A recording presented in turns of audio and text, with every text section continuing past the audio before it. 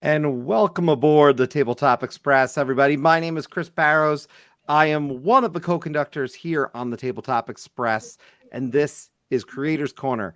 I am here tonight with designer Dave Beck. And Dave, I first want to say thank you for coming here. And I realized a second ago I should have been sitting here with like a whiskey or something. It would have been really appropriate. I got some good stuff upstairs that I could have easily. It's all good.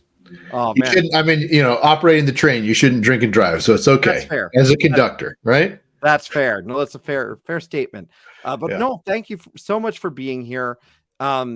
Dave, for those who do not know him, is the designer of Distilled, which arrived to many people's houses. I know recently, a lot of excited people, and I know we're excited to have you here. Ryan has played his copy, and it's now in my house, and I've been going through the solo mode of it. So excited to talk about it.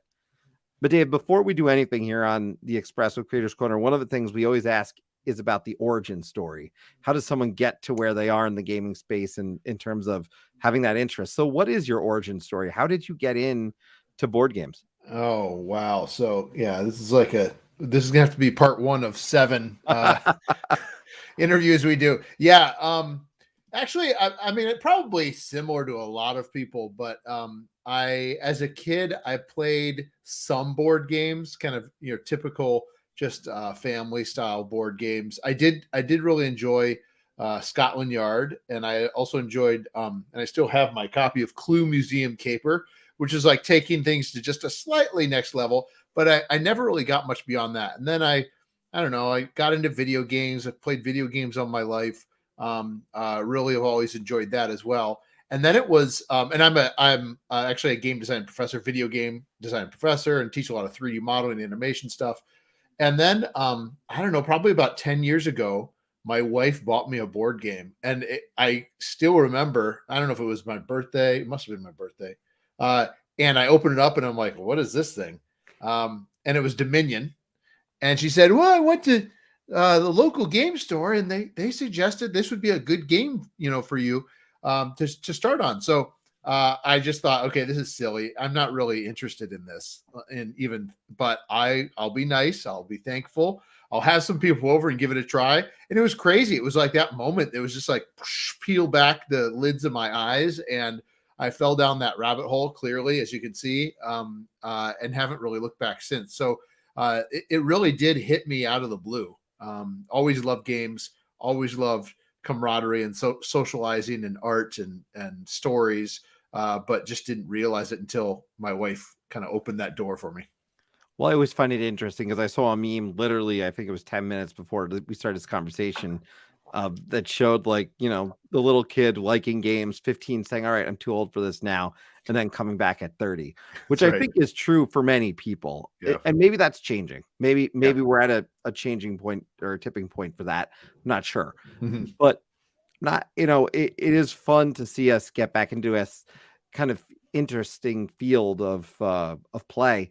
I do want to point out, by the way, Chewy Huey here saying he's got a bottle of whiskey all set to go. Oh, nice. And, Ryan's got his rum and Coke ready. Oh, so everybody's ready. Nice. Yeah. So, Chewy Huey, let us know what you're tasting. This is what I'm having tonight. The Peat Monster. Ooh. Yeah, the Peat Monster by Compass Box. So it's a blend, but it's really peaty. So it tastes like I'm sucking on some, I don't know, like some charred logs. Well, look, let's get right into this. This is your first board game that you've designed to this point. Now, I know you've designed video games before, and I know you teach and practice game design and 3D digital and new art media and all these different things professionally, but this is your first board game. Walk me through a little bit, the why behind Distilled and its theme for your first, entrance into the space. Yeah, great question. I think kind of like the Dominion story, Distilled actually happened very similarly. I was lucky enough as a professor. I had been working at the university for a number of years, and I received what's called a sabbatical. And the sabbatical is I applied for and received the sabbatical. It's essentially when the university says, okay, you've done a great job. we want to make sure you're kind of up on and fresh on the latest, whatever it's software, procedures, movements, whatever it might be in your discipline. So we're going to let you have a semester to do whatever you'd like as far as what you've proposed. I propose to go to Scotland, actually. I propose to go to Scotland and do research with augmented and virtual reality. So I was going to be doing lots of like recreating castles and other things as well, using history and merging that with 3D. So I did that. I went over there and I had been touring distilleries because I even at that point loved Scotch, been playing lots of games. And seriously, one night I couldn't sleep. No joke, out of nowhere, it's like light bulb turned on that I had this idea. Wait a minute, after touring all these distilleries, I remember a certain method that they use in the process of making whiskey. And I kind of somehow made this connection between that and how I could turn it into a mechanic for a board game. I had no plans or no intentions of making a game. I'm dead serious, none whatsoever. In fact, again, I hate to keep bringing my wife into this, but I remember for months up until that point, she's like, I think you're going to make a board game because my collection had started looking like this. You're really playing lots of board games. I wouldn't be surprised if that's your next project. Nah, I would never want to do that because I just gotten off a big video game design project. And so anyway, it was one night I couldn't sleep. I stayed up all night, probably around 5 hours, furiously scribbling down notes. And right to it the next day, I dove in to start prototyping. And yeah, it was all around essentially things I was passionate about, obviously art and games, but then also I had really started to get interested in whiskey, touring the distilleries, understanding how that worked and the business behind it, the process behind it, and the history too, especially in Scotland, but also how that applied around the world. So very much another one where I fell into it, but then once I fell in, I just kept going deeper and deeper. Well, I think a lot of people are glad you did because I've seen many a comment of just how great this is thematically and mechanically, which is it's not always the case. Very often one falls short. This has not seemed the case as I've looked online. And I want to note something because I have just in front of me one of the things that you put in here is that first taste guide, which outside of my marketing side appreciating the fact that you called it the first taste, one of the things I immediately noted here was all the little facts, not done in a way that took away from the instructions, but it added a nice little bit of flavor text. And I always appreciate that. So I could tell where that passion of, hey, here's an interesting little bit of information. So how important was it for your kind of passion though to come through about this and to inform people as they're playing this game and at least learning it, just some of the processes that take place in this, in this world of distilling?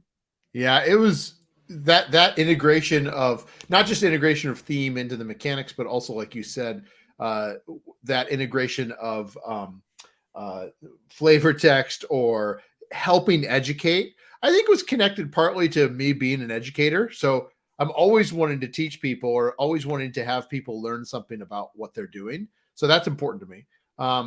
But I found as I was teaching the game to people for playtesting, and I still do this today, I talk about for every element of the game, I'm talking about how I can tie it back to that process, right? So I felt like actually that kind of helped people learn the game in certain elements, ways too. Not to say, like you said, I don't want to distract them from learning the game, but if it's a call out that can help with that, that's really important to me. And I do feel that for that type of person that appreciates that, it's a kind of a bonus. For other people, in all honesty, and it's totally fine. I know some of these people very well, good friends of mine, that could give a hoot about what the whatever it means. They just want to play the pure game, like they're hardcore. I want to play the game. So I'm hopeful that we can achieve both of those here. And one other thing quickly I'll say is the team I had, which I'm sure I'll drop some names later too, but the team I had was phenomenal that I kind of started gathering to make this happen. And one of those people was a guy named Blake who lives out in California. And I met him playtesting. I think it was like Gen Con online during the pandemic or something. And it turns out he's like a mixologist. He knows spirits. He runs classes on cocktails. And so I asked him to essentially be my spirits consultant on the game. So he also helped write a lot of the fun facts and flavor text, kind of filling in places that I might not have known about certain spirits and other things too. Well, Ryan commenting that the hoot does come across well, so it's appreciated.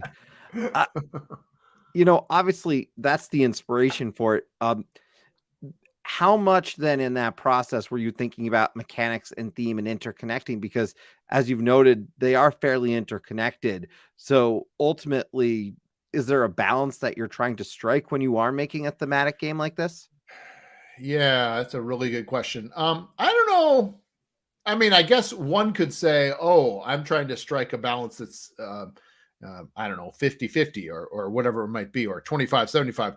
But that's not really the case. I think the way I design is one thing. And we can talk about that in a bit if you want. But the way I really think about a mechanic is I do kind of put it through a machine, kind of, if you will, a test to make sure that it holds up thematically as well. So I really want to make sure that whenever I have a decision I'm making about a mechanic or implementing something in a game, that it's not just there for the sake of the game, but also for the sake of kind of building that world, telling that story for the players around the table.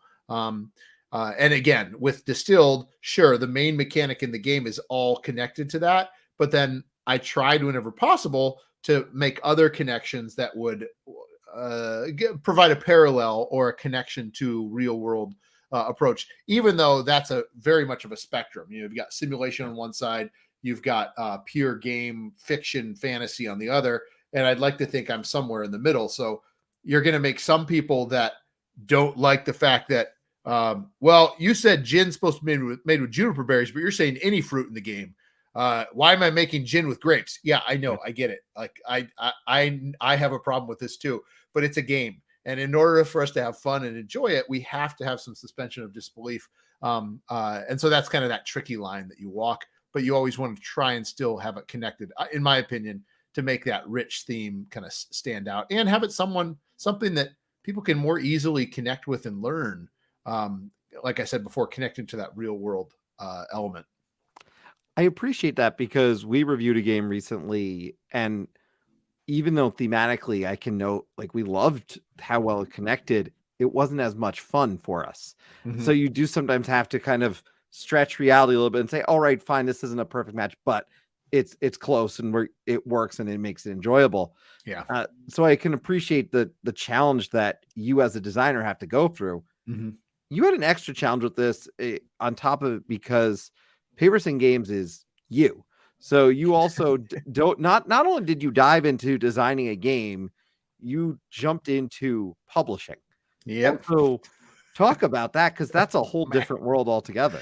It is a completely different world. So if there's anyone out there that's thinking about designing a game, or I should say, sorry, if anyone out there thinking about kickstarting a game or game founding a game, crowdfunding a game, yeah, really think hard about that, because I knew kind of what I was getting into. I had done the research. I knew that at a certain point when I decided I am going to kickstart this, I never sent this to a publisher once, like from the very beginning. Once I got confirmation that my friend would do the art and graphic design, Eric Evanson, I knew that I wanted to do this myself and put it on Kickstarter and form a company, like you said. I did not know, and this is probably what everybody says, but I did not know the depth at which I was getting into that. I went into, let's see. So I came up with the idea for the game in fall 2019. Most of 2020 was spent designing and developing the game. And then 2021 was much more about how to promote it and get it on Kickstarter and all that. I went into this like full on 100% designer. And then late 2020, early 2021, publisher like started to eclipse it. And now it's like designers down here and publisher, everything's business now. Not because I want that, but it's overwhelming what I need to deal with and what I need to work with. And so it really is something that I luckily have enjoyed. I mean, it's a lot of work, but I've enjoyed it. I've enjoyed connecting with people that I'm not sure if I could do that by just being a designer. So that's fantastic. Going to cons, meeting people in person, doing things like this. But it's also at the sacrifice of me being able to have much headspace at all for design, honestly. So that's kind of the tricky part there. Yeah, I can imagine. And one of the things that came across during this was you were very communicative.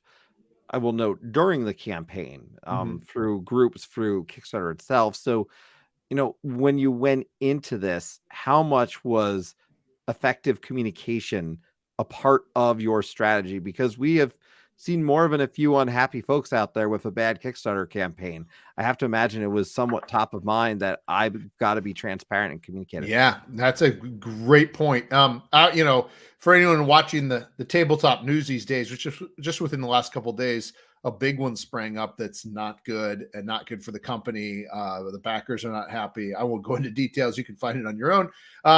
But that's a really good point. I approached it with that in mind, knowing I needed to be transparent. I needed to be honest. I needed to be someone who was optimistic as well. And also it was kind of coming out of the pandemic. So it was a tricky situation there as well.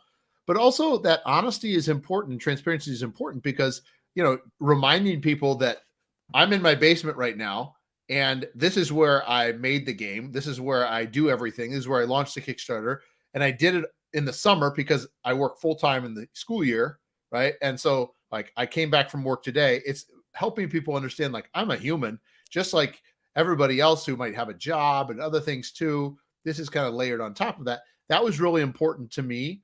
I remember reading some books that beforehand about business, about Kickstarters, about all that stuff. And some schools of thought were, no, don't let people know that you're a single dude or a single person that's running this company.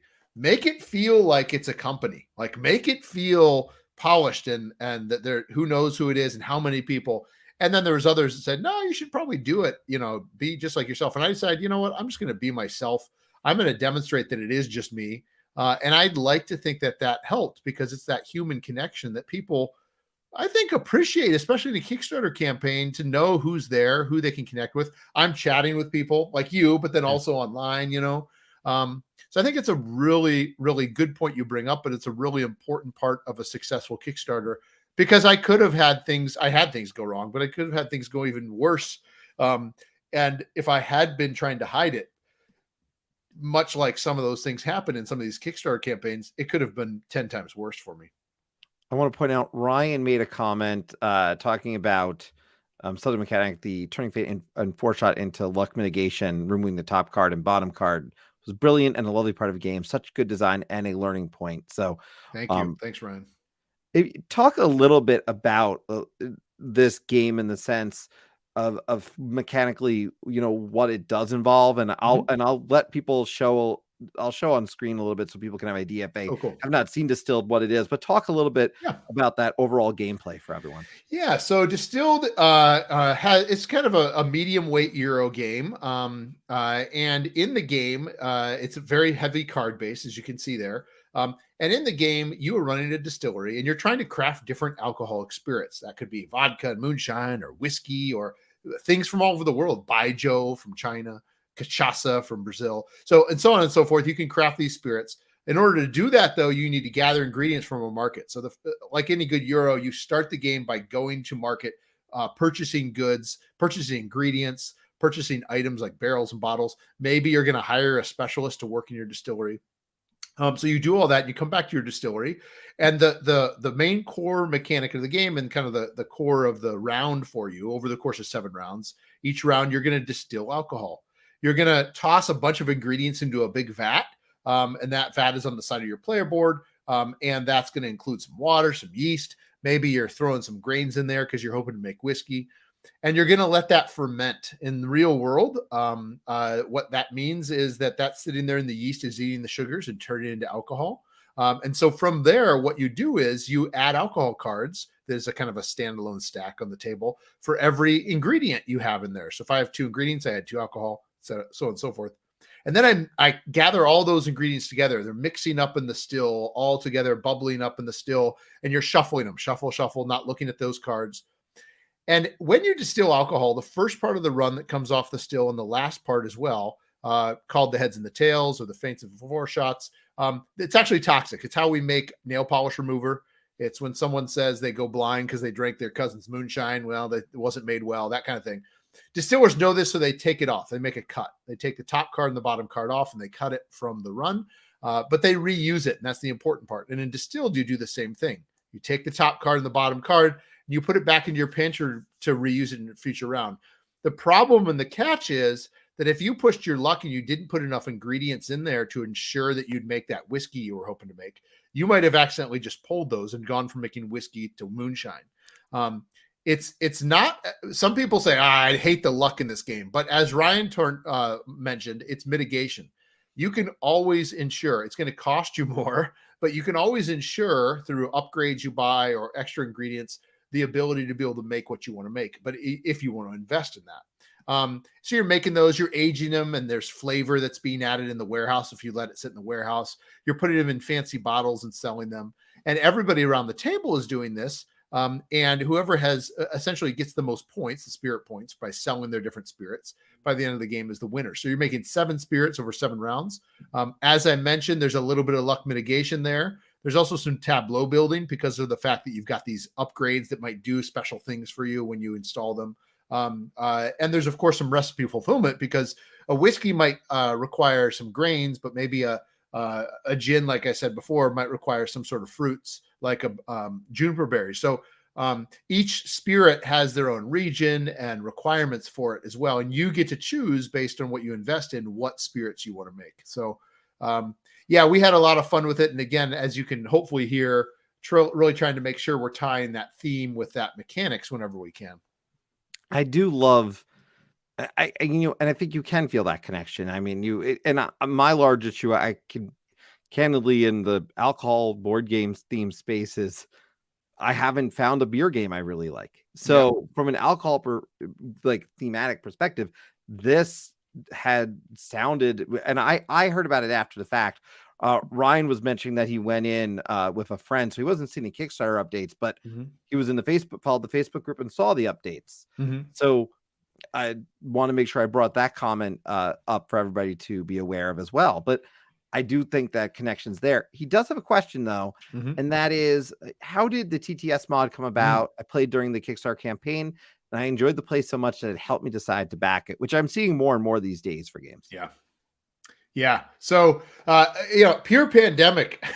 It's just, so come up with the game 2019, fall 2019, March of 2020, pandemic hits.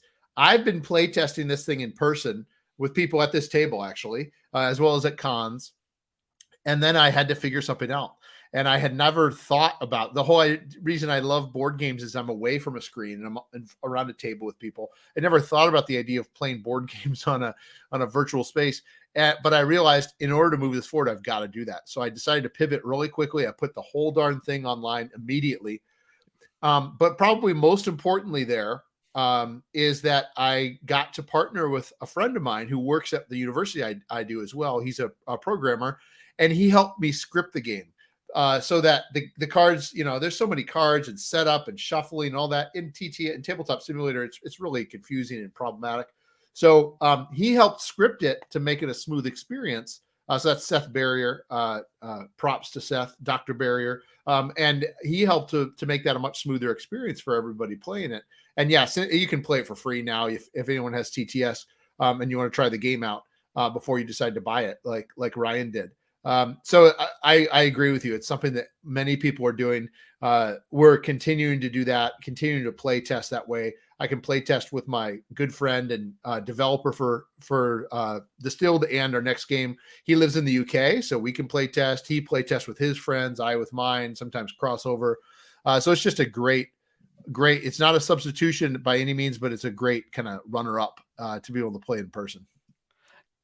I could tell it's making an impact for people because I've heard multiple people. They've talked about this game. They talked about Darwin's Journey, a bunch of games that they've played online before they decided to go in. And I mean, quite frankly, I was impressed just because on BGG, this is holding down higher than an 8, which I don't see Yeah. all the time. So it's had such a great reception. What has this been like for you to go from, obviously a fan of board games as you Yeah. became to a designer, and really, really obviously here you are. I'm grateful to be having a chance to talk to you, but a lot of people, enjoying your game. So going from playing the game to having designed the game that's Yeah. on people's table. It's crazy. It's crazy. I mean, I I uh I don't know. This whole time, it's almost like every day or every week, every month is a brand new experience that I would never have expected. Everything from the Kickstarter itself blowing up, honestly not expecting it. I remember, having conversations with Richard, the developer, that maybe it was the day before, weeks before. Yeah, hoping to get maybe $40,000. Maybe we'll get $150,000. If we could get $150,000, I don't know what I'm going to do with myself. And then we raise $500,000. It's just like, oh my God, what's going on? And it's that kind of experience that continues to happen. Dice Tower gave it a crazy, great review. Same thing, like not expecting it. So it's those types of moments that I was not expecting whatsoever. And then I think probably my favorite part though is when I go online, usually Facebook, but it might be Board Game Geek as well, and just seeing people with pictures of the game, like playing it. Oh, I just played this. It's so fun. Or people have, their whiskey set up and I'm going to have this drink with it. It's exactly what I was hoping would happen, but I never expected at this level at all. So it's definitely a dream of sorts, without a doubt. It was funny because as I was looking at photos earlier, some of the first ones I came because I'm trying to see if I have one here now. Yeah, just as an example for people to see. I mean, they are. It's great when you see this with a game. I've seen it with viticulture before, with people always drinking wine. Mm-hmm. It's kind of that same. I don't call it a phenomenon. It makes sense, Mm-hmm. but there's something like Yeah. this. You've got they're having a good drink with it, but it's thematic, and it Yep. adds to the game night experience when that. So maybe that's why some of these games, I think, have just a notch up for folks. But Yeah. it's very cool to see just how much of that was, as you said, kind of that passion Mm-hmm. and coming from that trip that you went on. So I feel like that adds something to it for people. And that's part of the reason why I love this, because people get to hear that from you. And my hope is that makes them even more interested. Yep. Because there's something there. You talked about what's next. Is it, how do you plan ahead and plan for next? Because you've talked about the fact that publishing had to take a next level. So that means you probably got it's harder to get to the design side of things when you're dealing with all the publisher activity that you have. Yep. Yeah. So what's next? Lots of things. It's crazy because I think it was Origins. Maybe Origins last year. So what would that have been? That would have been June of 2022. June of 2022. Or no, it was probably before that. It was some other con before that. But I remember someone asking me that, like, so what's next? What's next, Dave?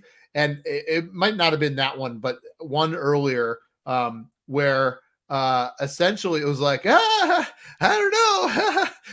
I had some ideas. In my head. I wasn't obviously sharing those with them because it was just ideas.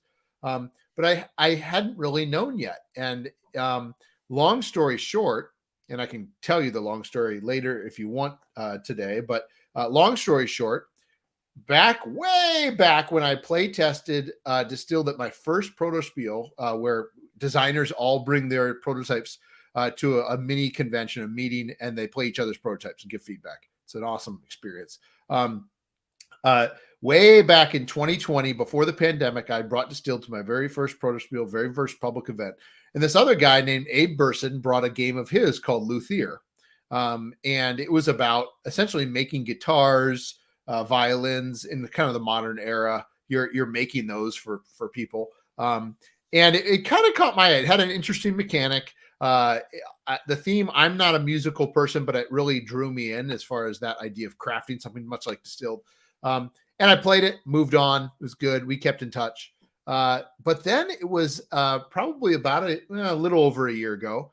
And I realized to myself, like, oh, yeah, that's right. That game that I played.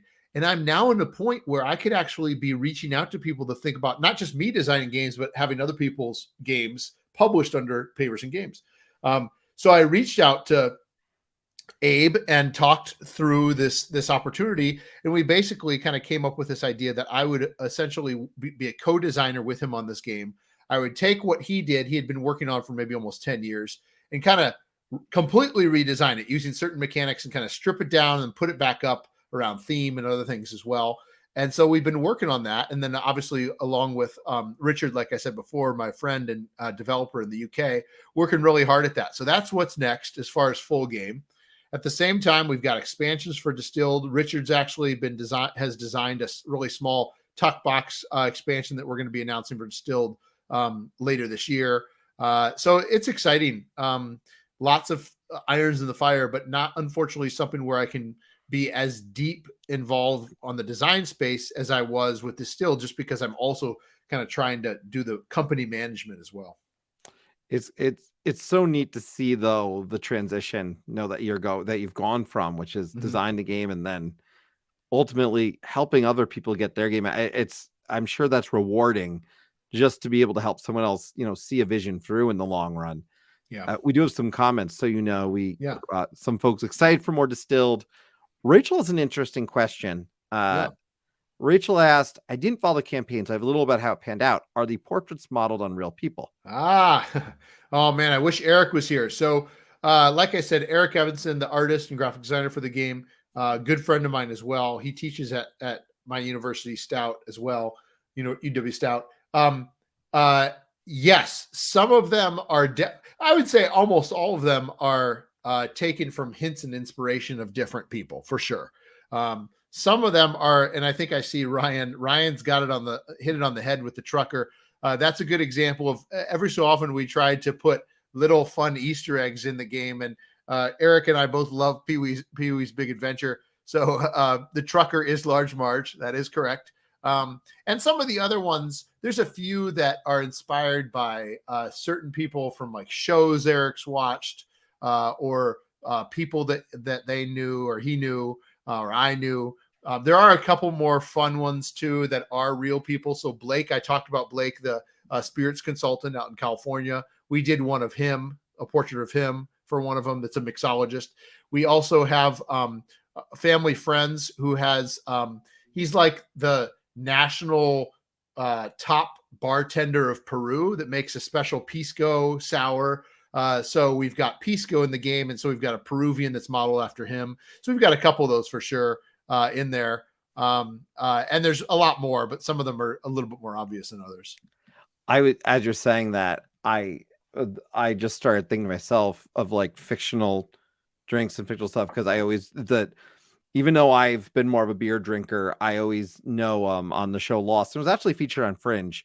They always had this whiskey, McCutcheon whiskey. Huh. And for some reason, it's the first, I have not thought about that whiskey. It's obviously not real, but it cracked me up because I just started thinking about, it's neat the kind of things you can do. Ryan's talking about the Crystal Head bottle card that's in there as a Ghostbusters fan. Yep. So that one, of course, Dan Aykroyd owns Crystal Head vodka, and he's famous for kind of going after people with lawsuits who also come out with a glass bottle that's shaped as a skull. So you'll see, I won't give it away, but you'll want to read the flavor text on that one. I think Ryan's probably referring to that one. We made sure to have a fun flavor text for that one. Oh, I love it. No, and I will just let everybody know if anyone does have any other questions. I know we've been taking them and I appreciate them. One that we got in the Discord prior, I'm actually going to pull up real quick because someone said, I need to throw you, and I definitely agree with this. They said, I need to throw this question out at you. And that was your drink of choice. And they wanted to know your favorite bourbon. Oh, geez. All right. So drink of choice is definitely a Scottish single malt. So single malt whiskey from Scotland. My favorite single malt is Lafroig. And that's off the island of Isla, or on the island of Isla. It's a very heavily peated whiskey. I toured there. In fact, I toured there probably a week or two before I came up with the idea for the game. So that's one that's a special place in my heart. Favorite bourbon? That's a tough one. I don't actually drink as much bourbon as I do Scotch. I will say probably I've been drinking a lot of Four Roses. I like Four Roses bourbon.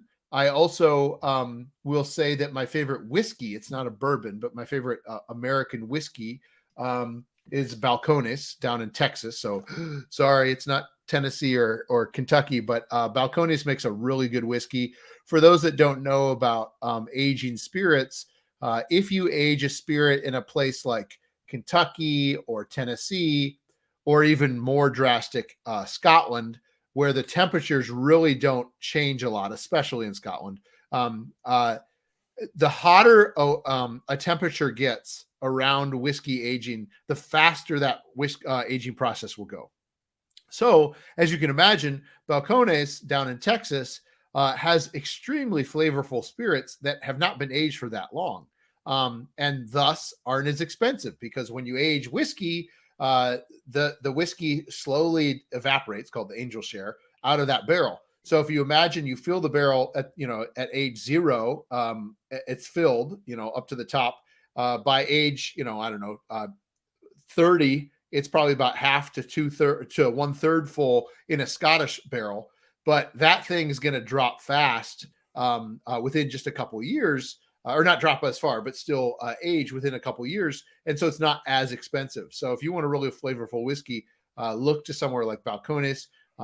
Places in Tennessee and Kentucky are doing it now too. They build these things called rick houses, which are multi-floor metal buildings that essentially circulate and they rotate too to make that hot enough as well, almost like a hot box or an oven for whiskey.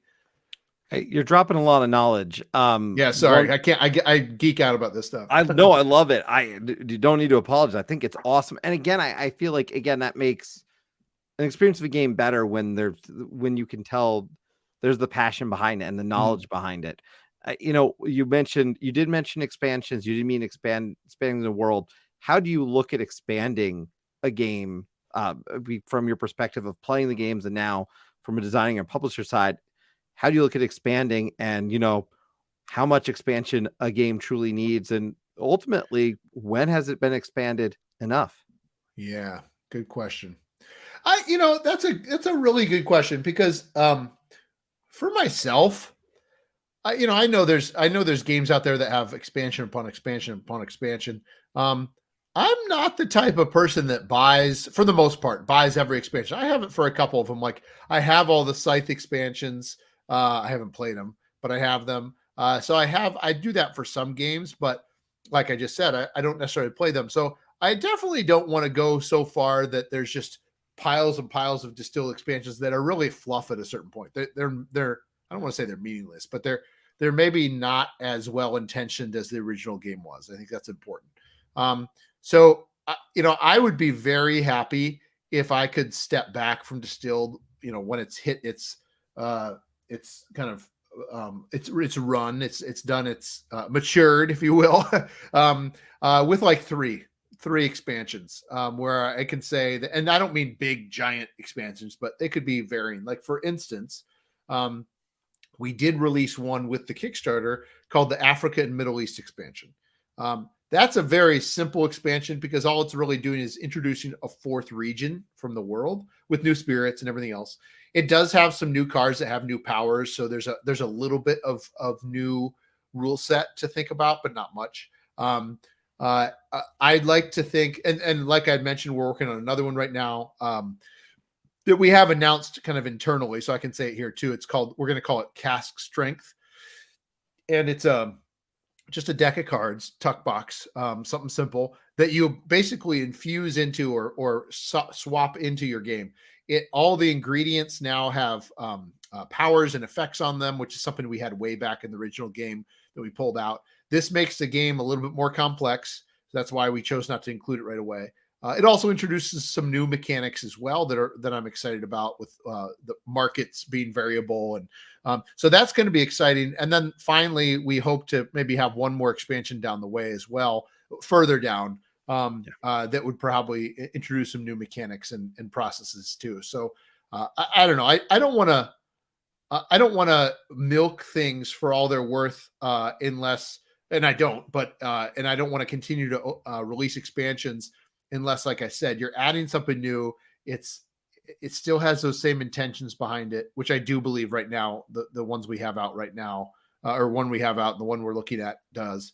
Because I get excited and I want to move on to other games as well, right? I want to just like, I don't know about you, but it's hard for me to play a game and then say, yeah, I'm going to come back and play that next week. For me, it's like play a game, move on to the next one, play a game, move, and maybe in a couple of years' time, I can get back to that game. So that's a trick as well that I've got to deal with. It's true, and I think it's, as you know, it's a space now that there's so many games coming out on such a constant basis that if a game gets played, a larger game in particular, a game that takes maybe 2.5 to 3 hours, or even an hour and a half to 2 hours, gets played 2 to 3 times. I'm kind of happy if I played that 2 to 3 times at this point. It's not always possible. I have Vagrant Song set up on my table constantly on one end, simply for the purpose of continuing it. You know, so, but I have to have it set up constantly. Yeah. So it's one of the challenges that I imagine you face. And I ask this to everyone who's come on here. I think in particular, actually, before I ask that, Ryan has a good question. He goes, "What's your biggest?" Here we go. What's your biggest Paul? Drinking alone or board game alone? I don't know, but Ryan, that's the problem, because I must be faux pas all over the place then, because I do both of those. I don't do either excessively, though. I will tell you that. I will say it's funny because Ryan is more proficient in solo gaming than I am. I enjoy solo gaming. I literally picked up a playmat for Fantastic Factories the other day for the sole purpose of I play that game solo so much. But nice. I will say solo gaming as something that's included. I should bring this up. You've put in a solo mode and you've put in a multiplayer mode. Where, when you do your play testing, how are you testing both? Is it getting equal time? Are you personally doing the solo and having other people try? Like, how do you strike that balance? Because now there's more of an expectation for solo probably than there was 5 years ago. Oh yeah, big time. I in fact, I don't know. I guess I would buy a game without solo. But I play more solo, I feel like, lately than the last couple of years for sure, than multiplayer. So I knew I wanted solo from the beginning. I also knew I couldn't design it. Why? Because I have, especially even now, I had not had the experience of solo playing. I think if I had been playing as much solo games as I had multiplayer, maybe I would have been up for that challenge. But I knew I wanted to rely on other people, which was a theme I continue to run into with Paverson Games, or with Distilled, and now with Luthier. I want to make sure that, and I like to acknowledge, I definitely am not the best at everything. I'm not the best at most anything, but I know people that I hope can be the best, or can do a darn good job of that. So in this case, I reached out to David Digby. He lives over in the UK as well. He had been playtesting games. I'd been playtesting his games as part of some of the online groups, and asked him if he wanted to, if I could commission him to design the solo mode for Distilled. So he did. Then kind of passing it off to Richard Woods, my developer, starting to play test that. I play tested some. He play tested some, a lot actually. But then to your point about play testing, it's constantly kind of trying to reach out to both of those avenues, continue to play test in person, or groups of people online and in person, but then also recruiting a handful of people to help us play test it multiple times over and over again, to make sure that there's no combinations that are funky, or to find that perfect that sweet spot about being too hard, too easy. Right. So yeah, we recognize that on the box, actually on the side of the box, we decided to call out solo playtesters on their own. So we have playtesters, the big group, and then solo playtesters, just because they spend a lot more time with the game than some of the playtesters, for sure. In fact, most of the playtesters, they're playing that multiple times. So definitely working both of those angles, and doing a lot of that testing. And again, Richard's to thank for a lot of that, coordinating some of those play tests. You should see our spreadsheets for these things are ridiculous. Like the data that we are getting and gathering to be able to then compare and say, okay, over time, it looks like, in a multiplayer game, this power continues to win, or, whatever it might be. So that really helps as well to aggregate all that data. And I like that you mentioned that because again, sometimes if you look at just the person who's played a game and has never really talked to a designer about that process, they don't think about all those aspects. And you mentioned Scythe before. I mean, Scythe itself had a problem right up front where Jamie Stegmaier later came out and said, yeah, don't play with these combos Yeah. because they're too powerful. Yep. So you avoid that when you do exactly what you're doing, which is that, and not to say, because Jamie obviously play tested, but things happen and things get missed. And so I think that it's always interesting, the play testing functionality. And again, you're talking about doing it during a pandemic where you did have to kind of, go to TTS and a few other places. Yeah. One of the questions, as I was saying before, but I do always ask everybody though, is you're an interesting case too, because very often I'm talking to a first-time publisher or a first-time designer. This may be the first time you were the first of both. What advice do you give to those people who are saying, man, I really like games, I've got an idea, what should I do? Good question. All right, so what I usually tell people, the first thing I say is, okay, you've got this idea. You obviously then have kind of two routes kind of to go. One is to publish it yourself on crowdfunding. One is to send it to publishers for the consideration for them to consider publishing it, which obviously both of those routes are extremely hard. So I want to make sure people understand neither is easy at all. One I would argue is not easier than the other. It really comes down to the preference. So like, do you want to consider a career or a future heavily involved in business? And if so, then you self-publishing is probably a good route to consider. And I mean heavy. I mean, I come home from work and I work 2, 3, 4 hours doing publishing stuff, business stuff, weekends, that as well. And right now I do both of those jobs, right? So that's tricky. Or do you not want to have anything to do with that and you just work on the designs? Maybe you have multiple designs you want to work with, multiple games, and you're just going to submit those kind of just like someone's hoping to get a book deal or a screenwrite, a script picked up. Are you going to send those out after lots of playtesting, continuous playtesting, and hope it gets picked up? And that's great. You're not going to get as much money for it, but you're going to get that satisfaction of designing a game, maybe your name on the box. But also keep in mind that the company owns that. The company does not, you do not own the game anymore, right? The company owns that game. They're going to potentially, if your contract says it, they're going to consult you. They might not too. And they might retheme it from, whiskey to, I don't know, chocolates or lemonade, whatever. So you just need to be ready for that as well. And maybe it was because I was really passionate about this idea and I didn't want to see it change. Maybe it was because I come from a long line of business people in my family. And I was excited about that aspect too, but I decided to go that route. So last thing I'll say though, to kind of circle back and directly answer that question, what's next? What do you do first when you have this idea? Get it on paper. Don't diddle daddle and kind of have your idea and say, oh, I've got this idea. I think it's going to be pretty good. I like to talk people through kind of multiple tiers, multiple stages. And first you play yourself. You put it around the table and you play yourself, 4-handed, 2-handed, whatever. Then the next circle of play testing is friends and family. You bring them in because they're going to be nice. They're going to be nice and supportive, and that's your ego needs that. And then the next group is others that you don't know, and that's usually you going to somewhere like Protospiel or another con or meetup that you don't know those people. They're sitting down to play your game, and they're going to give you tell it like it is feedback. And that's kind of what I would suggest you do. And the faster you can get on that path, the better off you're going to be, because you're going to figure out very quickly whether or not you want to continue and kind of go from there. It's fantastic advice. And I will say, I don't hit the room with the prototypes enough at PAX Unplugged in particular, where we tend to go on this channel in particular. That's our kind of our main con. It's, a 2-hour drive.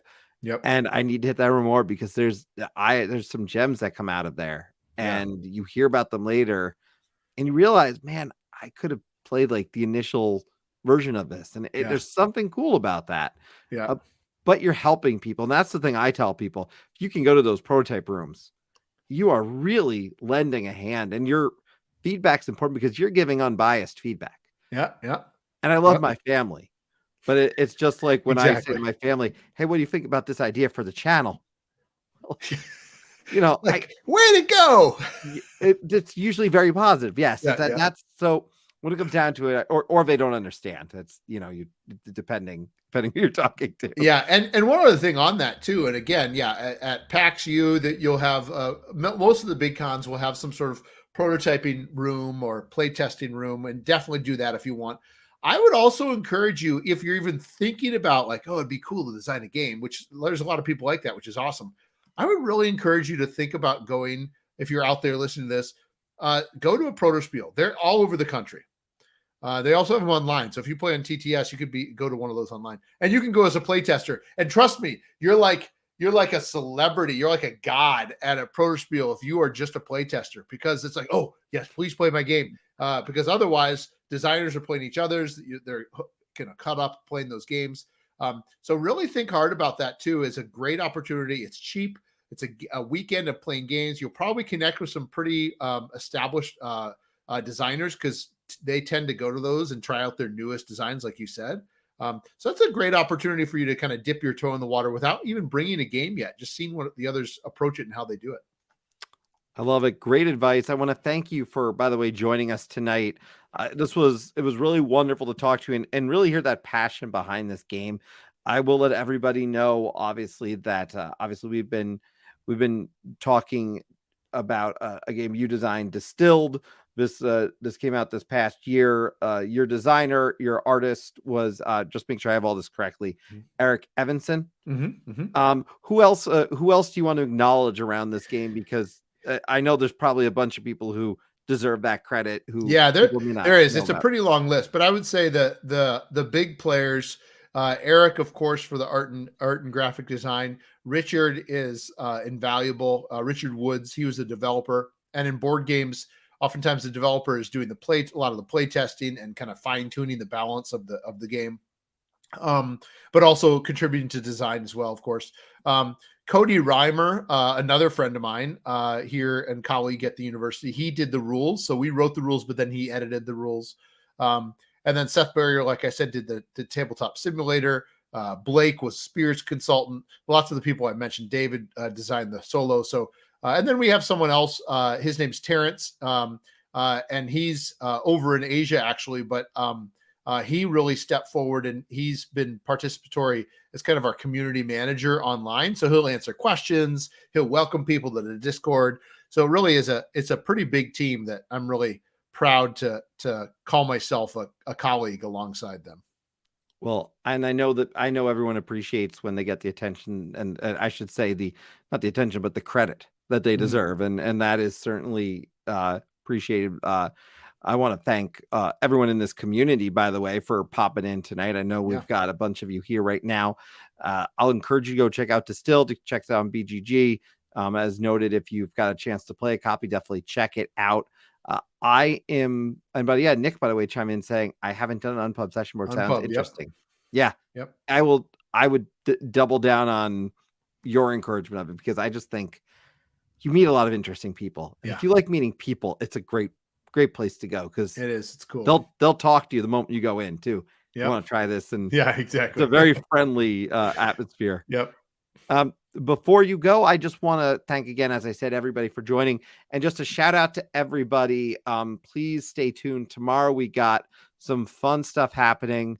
We've got a live playthrough of Cosmic Frog Find Muck. We're particularly excited about this one, just so everybody knows. We've got a copy of an expansion that's not out yet. I'm pretty sure this is going to be the first chance anyone has to see this game and its expansion. It's really crazy. It's Cosmic Frog, but it adds some new things, including something I really like, and it's a change to a system that was dice originally, and now there's these tokens that you use for battle. And I think people need to see it in person to see why I think it's better. I'll encourage people to tune in tomorrow, 9:00. With that note, I'm going to thank you for being here. Thank you so much. I appreciate your time. And where can everybody find you?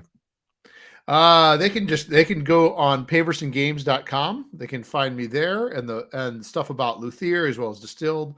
We're going to be at UK Games Expo over in the UK. as in early June, Origins in Ohio in late June, and then Gen Con as well this year. We're hoping for PAX Unplugged. We'll see later this year too. But yeah, there, and obviously on all the socials you'll find us too. Awesome. Well, you got a lot of love in the chat. I'm gonna extend that and say thank you. And we do hope you go with PAX Unplugged. If you do, we'll certainly be on the lookout. I don't know about the other ones for us, but I can definitely say PAX Unplugged. Looks like Ryan will see you at Origins. And cheers.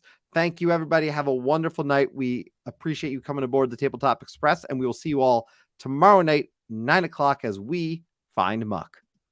Have a good night, everybody.